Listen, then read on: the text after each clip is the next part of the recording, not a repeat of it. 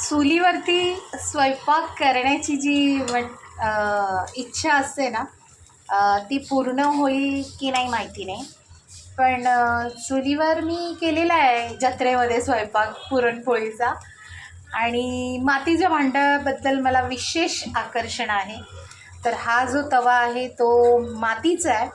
तो त्या दिवशी मी नाशिकहून येताना विकत घेतला आणि मग म्हटलं आता काय करूया. घरात अगदी पंजाबी पराठे तयार आहेत लंचला. पण नाही, म्हणतात ना, माणूस कितीही कुठेही गेलं तरी आपलं मूळ विसरत नाही किंवा त्याला ते ॲट्रॅक्ट करतं.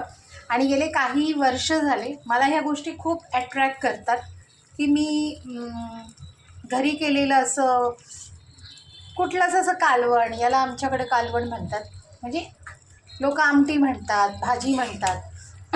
तर आता हे आहे दोडक्याचं कालवण. शेंगदाण्याचा, तिळाचा, खोबऱ्याचा आणि कांदा लसूण चटणी आणि मिक्स केलेला कूट त्या दोडक्यात कापून भरला आहे आणि तो ह्या मातीच्या तव्यात मी करायला ठेवला. त्यामुळे मी खूप खूप खूप खुश आहे की वाव, किती छान आहे हे सगळं.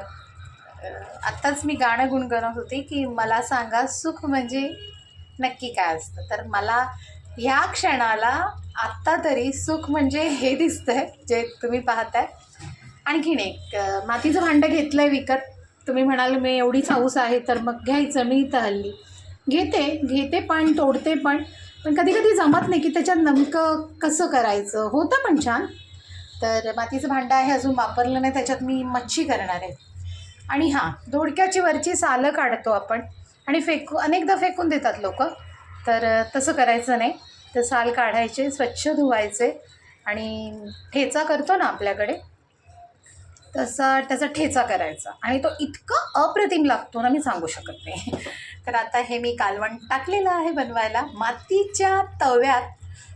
आणि पाहायला गेलं तर भाकरीसोबत खातात, पण मला हे भातासोबत खूप आवडतं. आणि गरमागरम असा मऊ भात आणि हे असं दोडक्याचं फार थोडं केलं आहे, म्हणजे तुम्ही पाहत असाल. कारण आमच्याकडे हे दुसरं तिसरं कोणीच खाणार नाही, मलाच खावं लागेल. आणि हे असं, म्हणजे आता हे दोडके हळूहळू मी झाकण ठेवणार आणि मंद आचेवरती हे यावर शिजले जाणार. थोडंसं असं एकदमच ड्राय नाही होणार, पण त्याचं कालवण मी तसंच ठेवणार. म्हणजे त्याचा जो लिक्विड फॉर्म मला आवडतो, जो भाताबरोबर अप्रतिम लागतो. तर कसं वाटतंय?